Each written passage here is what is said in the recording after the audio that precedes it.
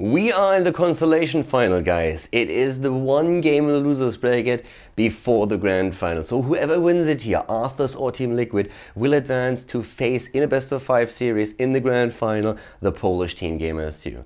And this is going to be, of course, another good series here. I mean, TeamLiquid already with that amazing victory against Na'Vi, and this is, of course, going to be also the match that Arthas wants to win just because they want to have their revenge against Gamers 2.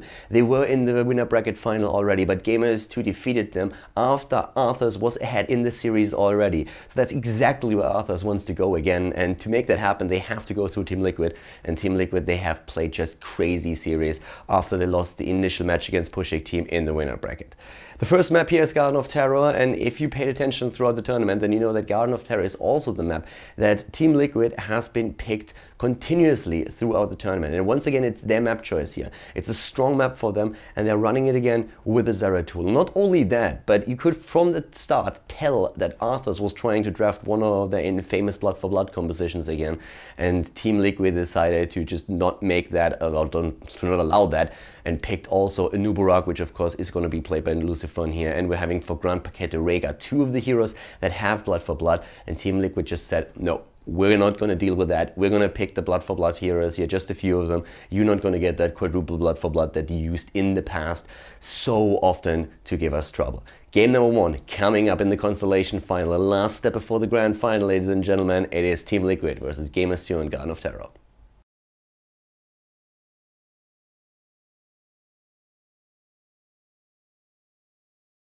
Okay.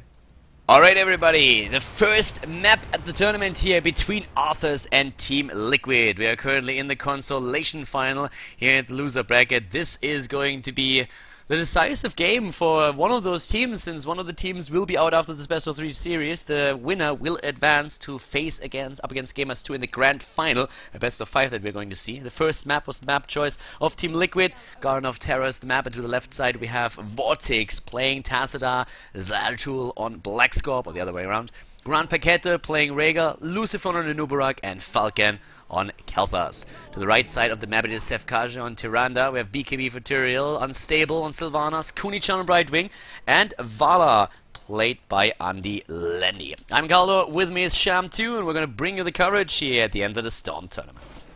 Very, very excited to watch these games. Now, we just saw TeamLiquid win against Na'Vi in a 2-1 fashion. Can they take out the might of Team Arthas as well? They've been waiting for them for quite a bit, so has Team Arthas been watching those last games? Have they been studying their opponents? And can TeamLiquid overcome that? That's the question here in this best of 3. And I am excited, Sham2, for a very simple reason. We've been talking about it yesterday, and I've also mentioned it on Friday in the games. That Zeratul, currently with Blackscorp playing the hero, we have not seen him go into an auto-attack build just yet. It's very popular in Europe currently to play the auto-attack Zeratul, especially after Focus Attack got changed in the last patch. But so far, Blackscorp always went into the normal build that he's been using for weeks and months, but now we have it on level 1 with Seasoned Marksman, which already indicates that we are going to see the auto-attack build. And we're going to have to keep a watch of those Seasoned Marksman stacks, because those are going to be pretty pivotal in terms of him doing as much damage as possible. And they can stack up pretty high. We can start seeing a good amount of the attack damage on Zeratul start really hitting a very nice peak later on in the game. And even in the early stages of the game, as soon as you start getting the follow-through and everything else, it's going to be very, very nice. But Sevka going to get caught here in the mercenary camp area as the seeds spawn at the same time. And that's going to be a first blood over here for TeamLiquid. Very, very well done. Of course, once the night falls, both of the teams are going to start collecting those seeds, and TeamLiquid was waiting at the point where the first small camp would spawn. Go straight for that, try to get the kill at the top lane. On the other hand, Grand Paquete heals himself, tries to get away, but is a bit too late here. Blackscorp moves in, steals a few of the seeds, is waiting for the blink cooldown to get ready, and jumps away in the last second back to safety. And that's going to be a good amount of seeds coming over here to TeamLiquid already. They've got 42 of those initial small seed camps, so that's a lot of seeds over on their side. They got that advantage from having Sevka down. They did lose Rhaegar later on, but that's okay. They still got all those seeds in their favor. We currently have the level 4 talents coming into play, and no surprise to see Promote on Tassadar, especially since Healing Ward is not as good as it once was, and Grand Paquete on his Rhaegar already picking a healing totem up, so having two of them not really making a whole lot of sense there, especially against Vala. We've been talking about it earlier already today. that one multi-shot is all that you need to take a healing ward down. It scales perfectly with the hit points for the healing ward that you have. So we have Promote instead, which will make it a bit easier for Team Liquid to push those lanes in. A double protective shield on the other hand on the side of Team Arthas, so no Promote for them on Brightwing. They decide to go into the safety net here and just trying to use that to keep their heroes alive in the battles. Yes, and that's going to be a very, very nice safety net because there's a good amount of burst that could potentially come down here from Team Liquid, especially when you've got Khaldor against you as well as a Zeratul. Having that double protective shield can mitigate so much damage going on into those team fights. Lucifer and Vortex now making their way down here. It looks like they want to make a little bit of a fight here on Team Arthas, but Arthas trying to disengage, and they're going to do just that. But Team Liquid going to get enough seeds to get the first terror of the game. First terror of the game indeed. On level 4 we have now also, well, the Beetle build is just being advanced here, and both teams are aiming for level 7 right now. The one thing that's really important here is just this focus attack. It got changed in the last patch. It does now 75% additional damage every 10 seconds. Extremely important. And for a hero like Zeratul who just jumps in and does that burst damage before he moves out again, this is of course just a talent made in heaven. And we're gonna see that come into play just later on when he has even more stacks on his season marksman. Yeah, and that's, it's going to be one of those really fun things to watch as Blackscorp playing this auto attack build. We've been talking about it quite a bit, but I'm very curious to see it. I don't think we've seen it just yet, and that's going to be fun to watch just because it's just always a really great thing to watch. But while he's not going to be getting too much damage done as a Zeratul right now, he's going to be doing it as a Garden Terror, moving on into the mid lane. Yeah, and the Garden Terror actually just rotating between the two lanes. Blackscorp is moving in right now and just says like, okay, I'm going to drop my pot here, making sure that Sevka can't even follow him. Very well done, good positioning. Unstable is already in position to help out, jumping with a Haunting Wave behind the gate. And we have the rest of the team pushing at the top while Blackscorp is keeping Arthas busy at the bot lane.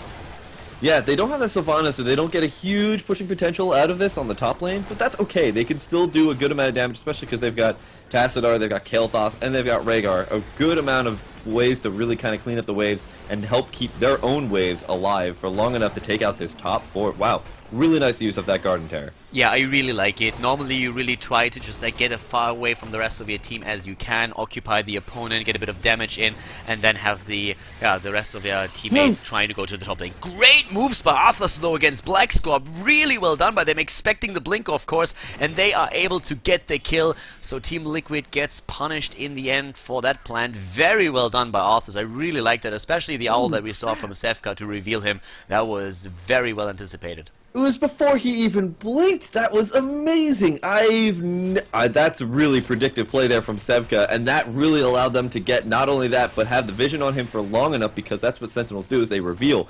That was very, very smart play there by Arthas. Super, super strong mechanics shown. Kuni-chan was already moving in down into the bot lane. He has, of course, a level 1 bribe, so he could try and steal the siege giants from their opponents, but there were many Team Liquid players already. Look at that level 10 coming into play now for Team Liquid. Once again with a level lead against their opponents, and there they are, of course, their talents. In this case, it is Phoenix. Unfortunately for Navi in the last game against Team Liquid, they made a misclick on Khaldor and used Pyroblast instead, talking about this already after the game. But at this point now we're having, of course, Void Prism, and just Void Prism together with Khaldor is just a nice setup that you have to make the best out of the Flame Strike and, of course, the Phoenix too. Yeah, and that's going to be just one of those really cool moments if we can see them actually chain those two together.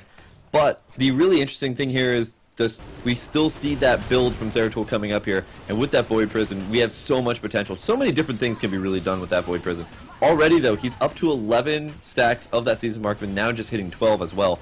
So he's getting slowly stronger and stronger. And you were mentioning this before at the draft, Shadowstalk getting grabbed here by Tyrande. It's something that they used in the recent best of 5 that they played against Team Liquid. In that case, Team Liquid won the series with a 3-2, but it was really close games that we saw there. So I'm very curious to see how exactly Shadowstalk is going to work out for Arthas in this game. And of course, the teams are very familiar with each other, so this should be quite a good series.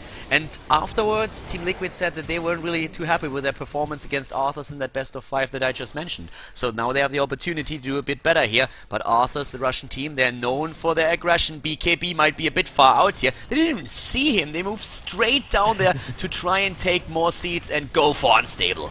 Oh, can they get the kill here on Unstable? Yes, the Haunting Wave was already used. BKB going to have Kunichan teleport in on him, but it's not going to be too much of an engagement coming out here from Arthas. They're just going to back away. They already lost Unstable. They can't take this 5v4. Now we have now plans, of course, coming into play for both of the teams. In the mid lane, there's still 2 heroes soaking experience for Arthas. They are still that level behind, which is also going to grant an earlier level 13 talent to Team Liquid. And Falcon is pushing that Siege Giant camp that Brightwing was able to snatch up earlier. So, job well done here. Bot lane under pressure. BKB and Sefka have to take care of it because that fort is already very low in hit points. But one thing to really note here is that, you know, Team Liquid's a little bit ahead right now, but that's just about a fort and a couple of towers worth of experience. If we can see that Arthas can start getting a couple of these forts down here, they can actually even this up very, very quickly. Because right now, even as they haven't taken out any forts, they're starting to even up this experience lead from Team Liquid. So that's going to be very good for them. It's not too far away from them just yet, and it's definitely not looking like a snowball here from Team Liquid. Definitely not. A lot of damage. Rocket Sock'em robots. Yeah. In this case, already a lot of damage, by the way, on the plant that we're seeing for Arthas, and they had to move back. They even moved to the top lane to drop another pot here and abandon the fort in the mid, more or less. They have still 4 heroes here that are trying to, of course, stop it, but without the plant, they can't really make that happen. So Lucifron gets that kill against the structure. To the top, we're seeing Underlandy trying to make the best out of the few seconds that he still has on the plant, going straight here for another pot, but we have Team Liquid still pushing. They're going straight for the wall at the keep in the mid lane, and they force Underlandy back. Team Liquid also with the extra talent now. They have level 13. There's the Wormhole and Tacita. A double spell shield against the heroes of Team Arthas on Rhaegar and also on Anubarak. Not really a common talent on Rhaegar for level 13.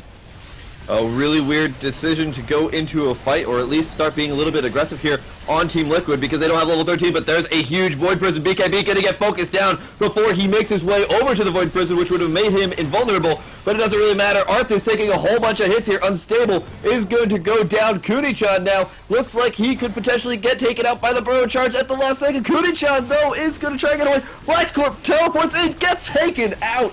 So that's a small victory here for Team Arthas, but Team Liquid definitely taking that fight. Oh yeah, Blackscorp just getting a bit too greedy at the end of the battle, thinking that he can move in like this, but Kunichan was ready, and that Polymorph took him out. The tower shows, of course, helping quite a bit.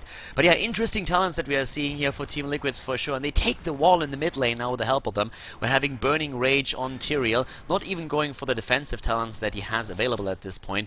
A bit surprised that we don't see Imposing Will on him. And we also have still not a choice for Brightwing. Overflowing Light, of course, for Tyrande, a bit of a no-brainer. Having that extra heal is just extremely valuable. We're having Evasive Fire. And that's also an interesting talent to take, considering that we are seeing Kalthas for Team Liquid not going for the Spell Shield alone. Yeah, the Spell Shield is a very interesting decision to avoid, because if they don't have too much to really mitigate that Kael'thas damage, that's going to be very, very difficult for them to keep everybody alive. They do have the level 13 talent on Tyrande, so that's very nice, but still, Kael'thas' ridiculous amount of spell damage needs to get mitigated by that Spell Shield, and without it, it's going to be a little bit... We were talking about this before. They look like they have a little bit of a squishy team, and it looks like it's getting a little bit squishier. Exactly, and of course Tyrande can help with that, since she's also using that Shadow Stalk a lot, especially once that the night falls. She can use that to determine the position of all of the Team Liquid players. Talking damage in general, by the way, we have a lot of solid damage already on Zeratul. Without that power spike on level 16 for Falcon, he wasn't really able to do too much in these fights just yet with his Phoenix and also the Flame Strike. He's at 6,000 damage against heroes, but Blackscorp already at 10k, which is quite impressive here.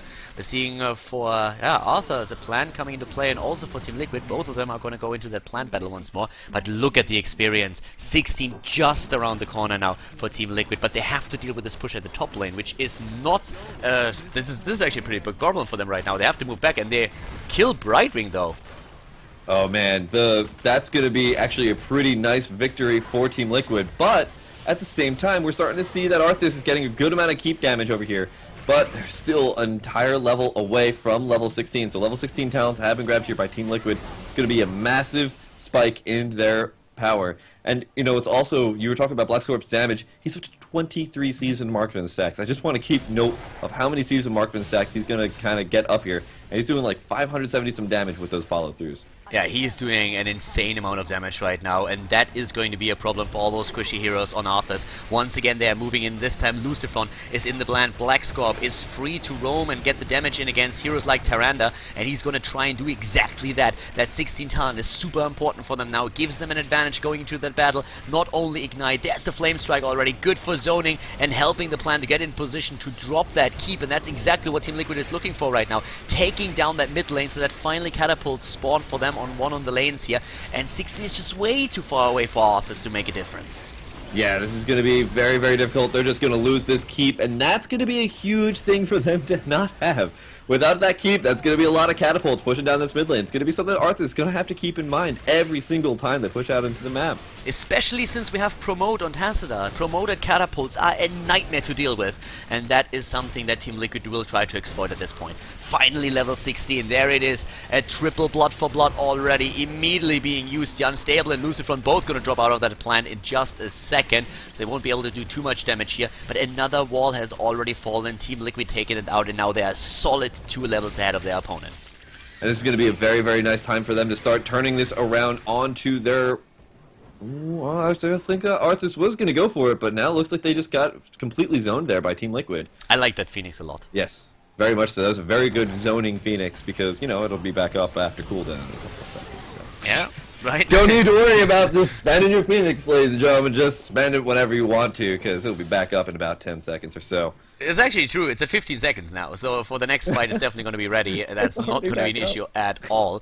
We have TeamLiquid rotating through the map now again, going up to the top, and I'm very, very curious to see, especially in the later stage of the game, how Blackscorp is going to do on his hero. Waiting it out, here comes the Shadow Stalk, needs to be careful, blinking away right away. Oh, the stun block against him, but immediately also the Ancestral Healing to keep him alive. Wasn't even needed in this case. There's the Void Prism, the kill against Tyrael instantaneously. Sefka up the top lane is already in trouble, and Grand Paquette is going to try and take him down here. The Haunting Wave saves Unstable for another second, as once again we're seeing the silence against Lucifron, but he gets the kill together with the rest of the team against Sylvanas, and BAM!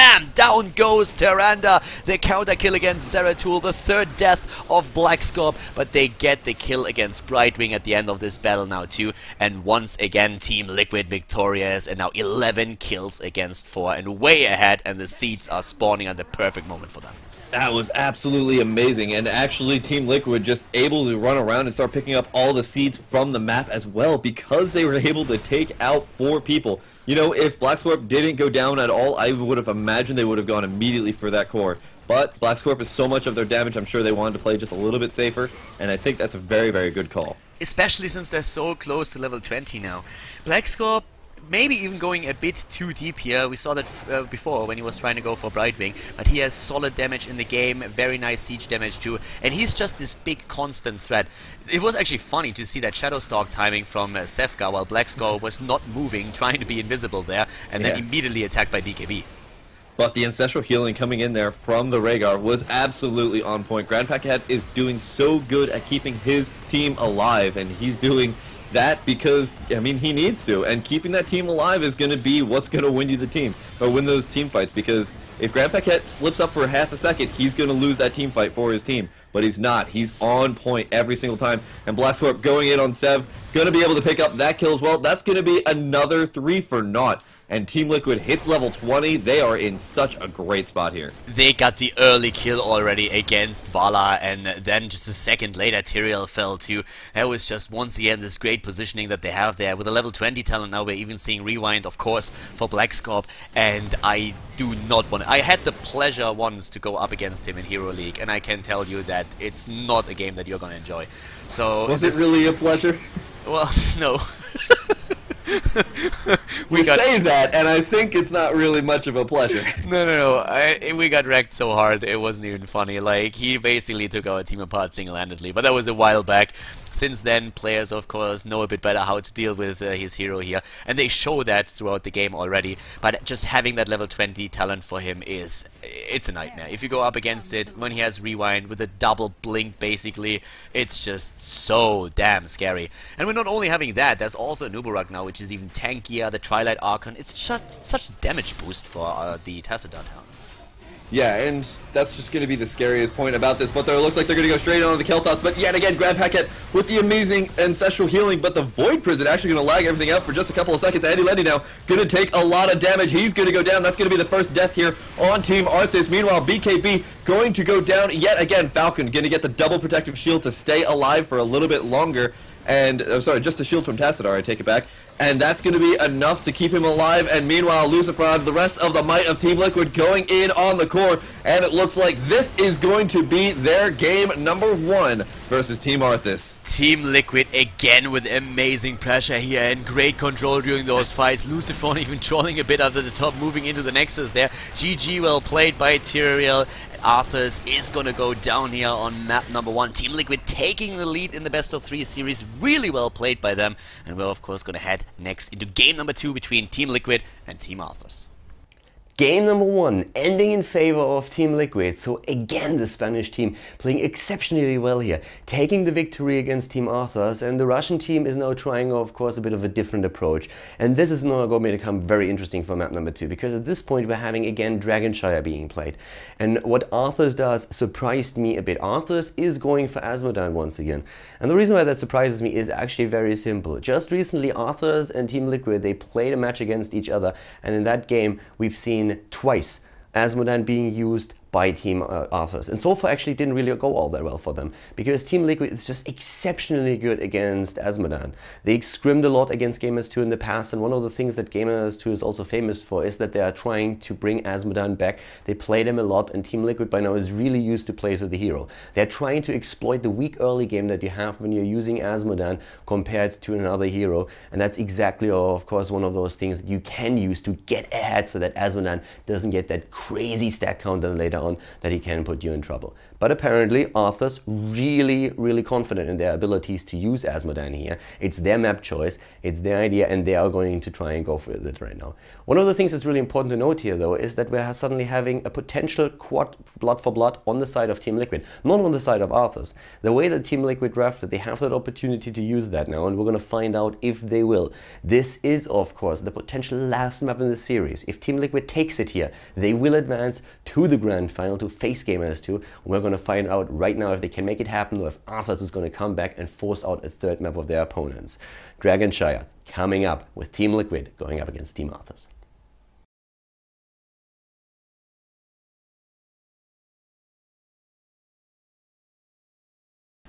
The game is up, ladies and gentlemen. The second map, it is Shire that we are seeing here in the losers bracket, the final losers bracket match, and it is between Team Liquid and Arthas. TL currently in the lead, the Spaniards once again with their dominance in the first map, but this is the map pick of Team Arthas. The Russians trying to play with Azmodan here, but to the left side, first of all, we are seeing Vortex for the Spanish team on Vala, Black Scorp again with Zeratul, Gran Paquete on Rhaegar, Anuburak played by Lucifron, and with Falcon playing Sylvanas, we have 4 blood for bloods for Team Liquid on level 16. To the right side of the map, it is BKB and Muradin though, and Andy Lendy on Azmodan, Unstable on Kel'Thas, Kuni-chan on Tassadar, and Seth Kaja on Malfurion in this game. So this is going to be a pretty cool match here, and Shem2 and I have already been talking about Azmodan quite a bit.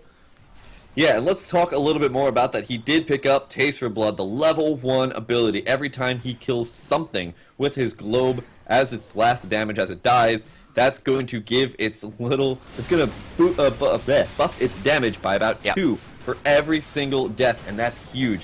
So they have to make sure that they're constantly setting that up perfectly. And we're going to have to watch out for Andy Lendy's stacks later on in the game. And there's a couple of things that we really have to talk about here. First of all, Rhaegar is already a nice counter to Azmodan, since he with the Jane heal can just simply heal out those minions that Azmodan is going to try to take down with the Orb Annihilation, and therefore mess a bit with that attempt to stack additional damage for Azmodan.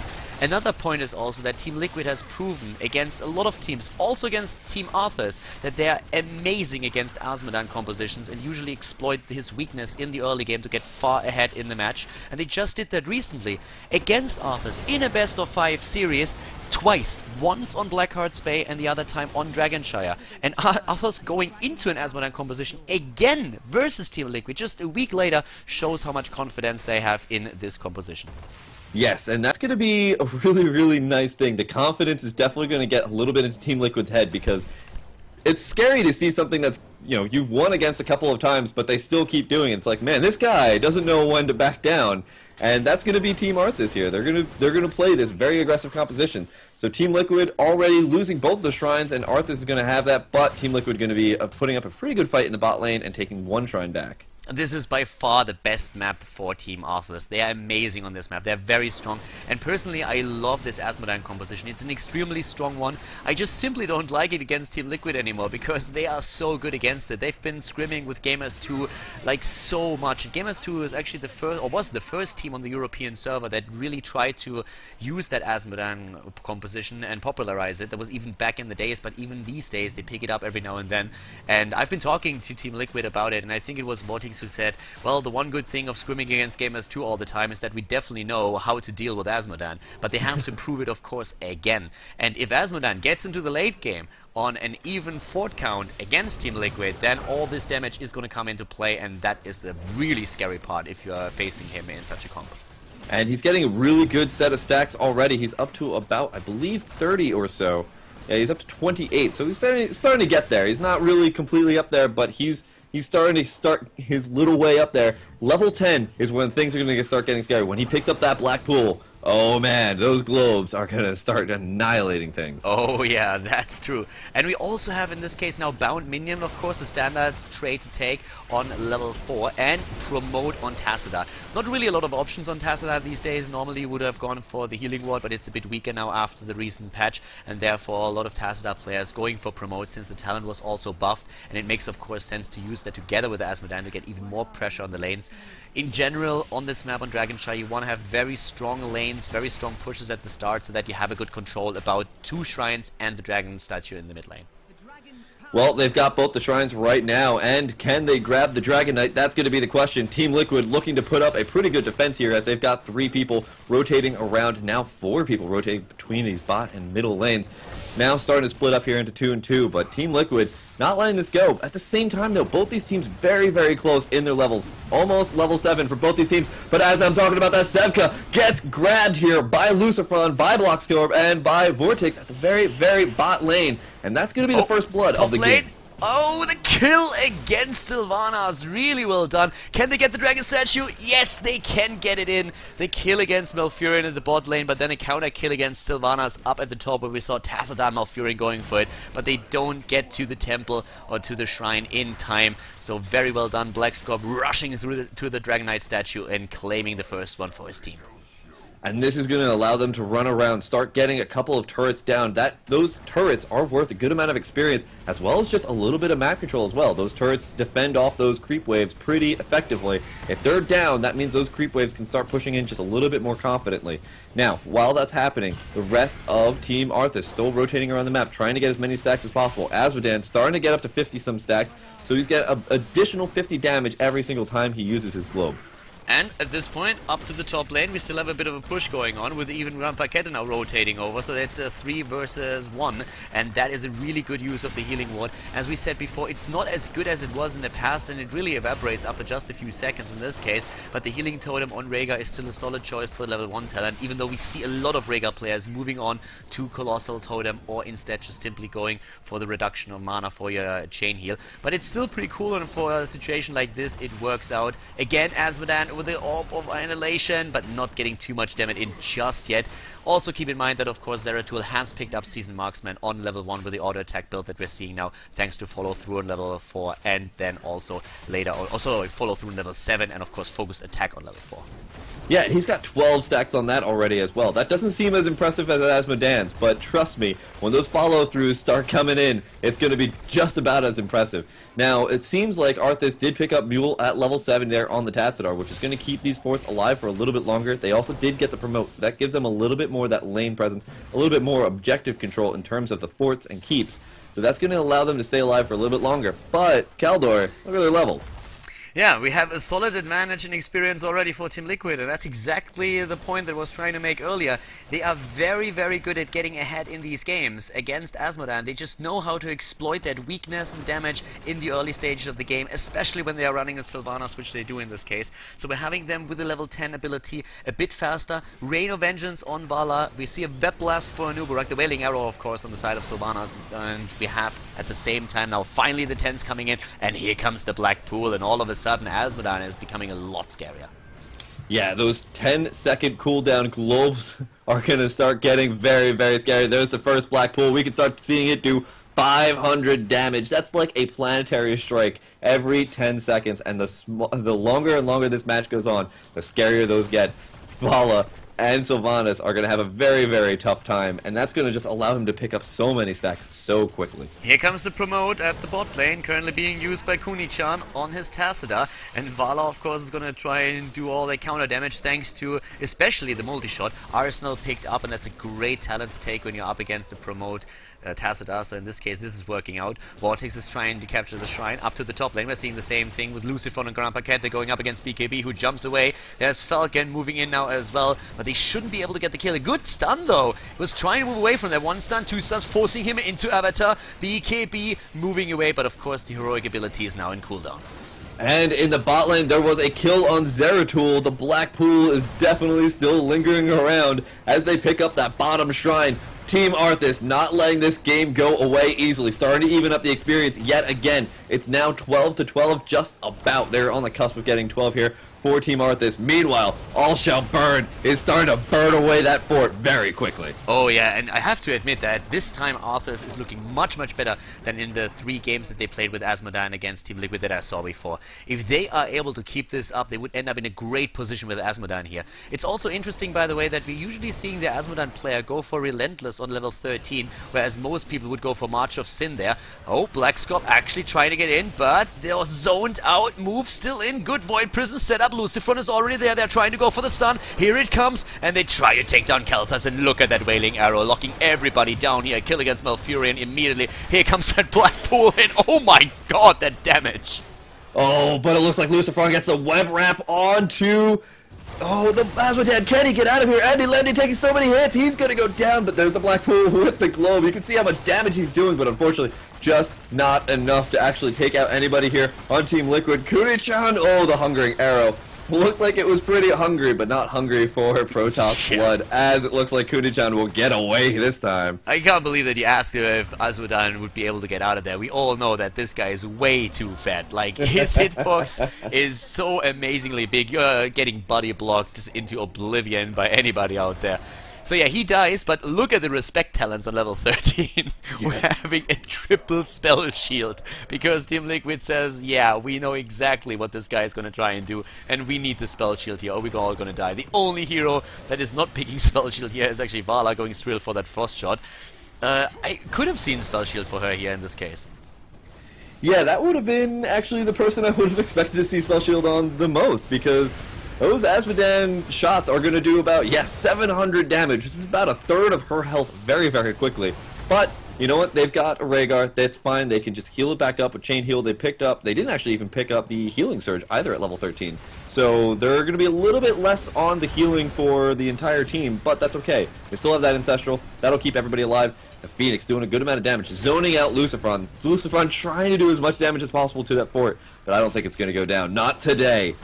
And keep in mind that Kalthas is going to start to pick up a lot in damage once he hits level 16, but at this point it's Asmodan who actually supplies the most damage for the team. He should have a fair amount of stacks already at this point, so yeah. 5 kills against 2. How many does he actually have? Guess. Just throw out a guess. I would say at this point maybe 150? 174. 180. Alright. He's sitting in a pretty good spot. It's getting really quickly, really up there. And, also keep in mind, of course, the season marksman stacks on Zeratul. Well, Vortex taking a good chunk. He's up to 22 stacks on Seasoned Marksman. So there's the two little stacking points that we got to keep in mind when we're thinking about how much damage both these guys are going to be doing in their team fights. I'm really, really liking this match already, though. This is definitely the closest Asmodan match that I've seen Arthas play against Team Liquid so far. But against an engagement, Blackscorp trying to get that camp. BKB is already up at the front, but he needs to jump back. And this is a bruiser camp in favor of Team Liquid again. They get the bubble, trying to go for the Void Prison. Look at that damage! Blackscorp just barely getting away. There comes a Rain of Vengeance. More for the disengage than anything else. And Asmodan, of course, still in cooldown, or another Orb of Annihilation would have hit any second. Yes, but, you know, he's going to have to use his next couple of globes to really clean up this double bruiser camp that Team Liquid has grabbed here. And that was a very, very nice invasion of the mercenary camp by Team Liquid to grab that. That's going to lag up Team Arthas for a little bit of time here. Down to the bot lane, we're seeing now Grand Paquette going solo up against the Bruiser camp, and I really like it here. Of course, this is one of the main things that you can do with Rhaegar, just getting every single camp on the map alone. Very nice. Also, I'm loving that farsight that is being used here, just to make sure that there's nobody approaching from Team Arthas to take that away from him and maybe get even a kill. Level 16 has hit, and on this case, this is really where we've been talking about the quadruple blood for blood when the game started. It's, of course, a big, big deal here for Team Liquid. We will see the power spike for Khaldor on 16 for Arthas, but having that quadruple blood for blood is a very, very good asset to have in these team fights.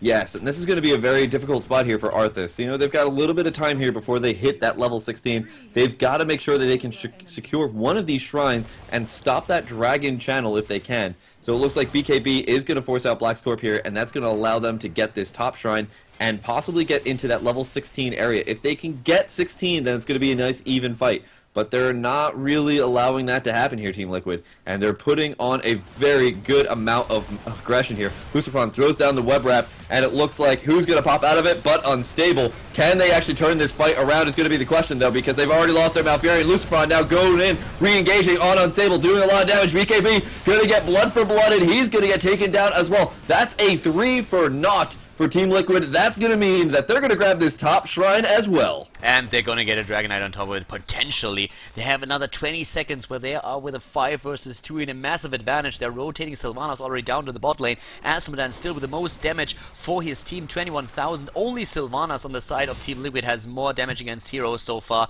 Vortex on the move, Lucifron the one that they put into the dragon statue. And this is Team Liquid. They already have a solid advantage when it comes to experience, but they're trying to even get farther ahead in the game now with the Dragon Knight moving straight into the mid lane. Yes, and this is going to be one of the scarier moments. Now, it's only 13 minutes, so it's not like it's going to be one of those Dragon Knights that can two-shot the core almost. But it is still going to be a very huge threat here. It's going to do a lot of damage. There's the Asmodan Globes with the Blackpool doing 1,000 damage a pop. And that's every 10 seconds. They can start whittling away a good amount of damage here.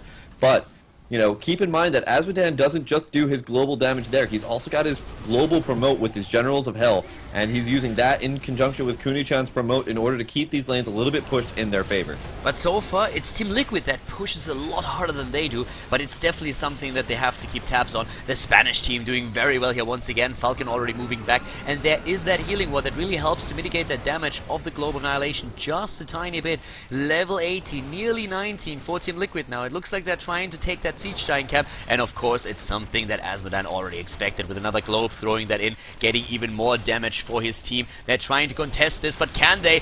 Oh, Lucifron eats a stun, is really low, needs to get healed. The Ancestral Healing is still up, but they don't even go for it. It's Blackscorp who jumps away once more. Living Bomb already applied, dodges the globe, 1,000 damage against the creeps here, and Asmodan at this point has 25,000 damage. Yes, and his amount of stacks is pretty crazy. He's up to 288 stacks right now. Meanwhile, looking over at Zeratul camp, he's got 33 Seasoned Marksman stacks. Both of these very, very impressive. In fact, I don't think you can normally go into any solo queue game and see most people being able to stack something like this very easily at the 14-minute mark. However, a little bit of a pause on the field, and it's not just Rhaegar in wolf form. Yeah, well, apparently we're going to see, it looks like BKB had a couple of problems there, and he is going to try and see if that is still an issue. We're going to see the game restart in just a second, but we have 15 minutes in, actually, and we're seeing level 19 versus level 17 right now. Arthas, well, they are behind. 8 kills against 2, and they lost a lot of their structures already. So far, they didn't lose a keep, which is, of course, the more important part. As the game continues, especially Zeratul and Azmodan are going to capitalize on that. And it's a really fun game that we're seeing now. Yeah, this is absolutely back and forth. And again, you know, even though there's that huge difference in terms of... Oh, no, maybe not. Nope, Sev lost the game again. Well, oh, Malf. He's going to be back in just a bit, Yeah. but let's talk a bit about the numbers while we're waiting for this. So currently we're having 32,000 healing on the side of Rhaegar. We have 22,000 for Malfurion. And I have to say that Malfurion so far has been one of the priority targets that we've seen for TeamLiquid. 3 deaths already. So yeah, he's quite vulnerable here. And when you look at his talent choices, even with the ice block, he has a really tough time to stay alive. Yeah, and that's going to be the biggest issue here, is whether or not they can keep that Malfurion alive. And the scary point there is that, you know, he's having I guess a couple of spikes every second, so it's going to maybe possibly tend to why he's being a little bit more forward and more aggressive as a Malfurion. But the issue here is that if you don't keep healed up, then you're not going to be able to do too well against a team that does have a healer. So targeting down Sev is a very, very strong idea here for TeamLiquid. And by doing so, that's going to mitigate how much he's able to heal. You can see Rhaegar versus Malfurion, 10,000 damage difference. And that's generally just those team fights. You can see Malfurion normally topping the healing charts just from Tranquilities alone, but he's not getting the ability to get full Tranquilities off. Yeah, and on the other hand, we're having a lot of ancestral healings coming into play here. Even a few of them that were held back by Rhaegar, where he said, I don't need to use it just yet. There was a scene just like a few seconds ago where we had down here the attempt to take the Siege Giants, where Rhaegar actually decided against using his ancestral healing to heal out Lucifer on a Nubarak, because he said, I don't need it right now. There's no immediate danger. He's low, but I can still heal that with my normal chain heal. So it's not like he's spamming it out to get more healing power on the game. He's just waiting it out patiently, and that's one of the things that is amazing about Grand Paquette. He's really just using that talent when he really, really needs to. We saw that in the last game, and this is no exception. Quite right. So the question is can TeamLiquid really use the advantage of having all 4 of these blood for bloods melt away the tank or melt away a target and able to take this game very one-handedly? That's going to be, I guess, what we really need to decide here. Because these blood for bloods already are doing so much damage. We saw that even when BKB was trying to run away, there was a blood for blood that was thrown down on him, and he was just barely outside his gate, still taken down though. Those blood for bloods are such a nuisance to a high HP team like this, especially with an Azmodan. Azmodan, of course, the highest HP pool in the game. Yeah, one of the things that I really want to see is, though, what happens in the late game. You know, stacking damage on Zeratul is great, but it's more a single target damage that you have there, whereas Azmodan can get the entire team with a good Global Annihilation. And just look at the damage that he does to those 2 heroes. Lucifer and Grand Paquette basically dropping 40% of their hit points once that one of those globes hits, and that's not even the maximum of damage that Azmodan can achieve. Yeah, it's just starting to hit 1100 damage per shot, and it's just very scary. But even though it's you know, AoE damage, it's every 10 seconds. Even then, you have to get Azmodan if you want to do more damage than that, you have to get Azmodan in a situation where he can start throwing down those all shall burns. He's got the March of Sin, which is... Oh, sorry, no, he's got the Relentless, so he doesn't have March of Sin, so he's got to get into almost melee range to start throwing down extra damage. So every 10 seconds, he's doing a good amount of damage, but aside from that, how much damage is he really doing? Just his auto attacks. Nexus Blades taken for Zeratul, making sense, of course, with him going for an auto attack, but still, with most auto attack Zeratuls, you still see a rewind on level 20, and he just says, I want more damage on my right click. I am absolutely okay just simply using my wormhole here. I don't need to go for that. Hardened Shield and Blink are going to be very, very nice to mitigate damage from the Globe of Annihilation as well. And just having that map control. Look at the bot lane where they are still able to keep that shrine long enough so that in the middle we have Lucifer claiming another Dragonite for the team. Yeah, they were trying to lag it out. Vortex was just sitting there on top of the shrine, denying Kunichan the ability to take that shrine back over to Team Arthas. Meanwhile, the Dragonite pushing on into the mid lane. This is going to do a lot of damage here. Can they actually take out this keep? Can they turn this into an even bigger victory and possibly take the core? It looks like there's going to be a very nice Wailing Arrow. We're going to go down on Unstable. And Unstable's taking a good amount of damage, but oh my god, Azmodan and Kael'thas are wrecking the backline here. Asmo dunk with the damage, Lucifer taking down the keep just before the mule is able to do something about it. Here comes another globe, this time not hitting anything, but this damage on Asmodan is getting really scary. Just look at his DPS currently against heroes, 33,000, really taking the spotlight away from all of the other heroes in his team, even from Kelthas. Here's more damage currently as Vala and Sylvanas, and here comes another one, even increasing that. Wow, they need to be really careful now. Team Liquid is starting to get into quite a nasty situation, especially since the level 20 talent for Arthas is now just around the corner. Yeah, and once Asmodan gets that level 20 and starts scaling even into later and later game, he just easily one-shots these minion waves and he gets so much damage. He outscales the normal scaling for every other ability in the game if he's able to get those stacks efficiently. And we can see already, he's now up to like 728 some normal damage on his attacks without even including the black pool. How many stacks does he have? He's now up to 358 with... Wow. 718 damage now per shot. Asmodan, of course, caps out at 500. You can already see how much damage he does right now. Just imagine how that looks like once that he has his 500 stacks together. Yes. So, scary. Yeah, to say the least. But, yeah, so now he's got his additional black pool, which actually slows everybody down as well. Whenever they do an attack that's affected by the black pool, it slows down for 40% for 2 seconds. It's a very, very strong talent for that level 20 and just makes him just even more scary. They're walking around though. They did lose that keep earlier, so they're a little bit scared because now that mid lane, constant pressure. Yep, we're having currently Lucifron down to the bot lane with the rest of the team. They of course have 2 of the mercenary camps moving in, 2 siege giant camps, and they're even getting the bruiser camp now. So with that, that's so much power, but just look at these. Grandpa Keta might heal the camp out, that's exactly what he does, and now they're trying to move in there once again. It's also that siege damage that we're having on Asmodan. 160,000 for Sylvanas, 140,000 for Asmodan, and yeah, these fights, oh, that hit Black Scorp just barely. This is one of those things. I'm just loving these late games in a situation like this because it just shows again that if you are able to get with a weak late game early comp in position into a late game, you can suddenly really shift the tides of the battle around. Yeah, and well, Arthas definitely needs to start shifting this battle into their favor. It's still 21-20. They're still a level behind. They're down a keep. They've got a ticker on how long they can last in this game because if Team Liquid gets a couple more of these keeps down, guess what? That's going to be a little bit damning for them to actually turn this game around. But we could always see this turn into a Navi situation. Meanwhile, BKB going very aggressive, going straight on in. Can they actually turn this around? Kunichan has been shrink raid. He's a tiny little Archon. He's very cute.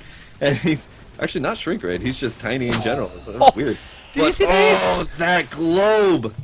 Wow, massive hit here, again against them. Falcon and Lucifron needed to move back from this. At the top lane, we have Vortex trying to deep push, but thanks to Promote and of course Bound Minion, this fort is now down, but it's all about the Dragon Knights at this point, and the momentum is suddenly starting to shift in Arthur's favor. They are starting to push these lanes in, which gives them a lot of map control, but a team fight could decide things in favor of the opponent's team. They're going fast, but then they're jumping straight for him, and they take him down, and now the most damage on the team, on the Russian team, is already annihilated. Can they get another dragon statue? They are playing... Oh, BKB trying to go for Zeratul, but has to jump away.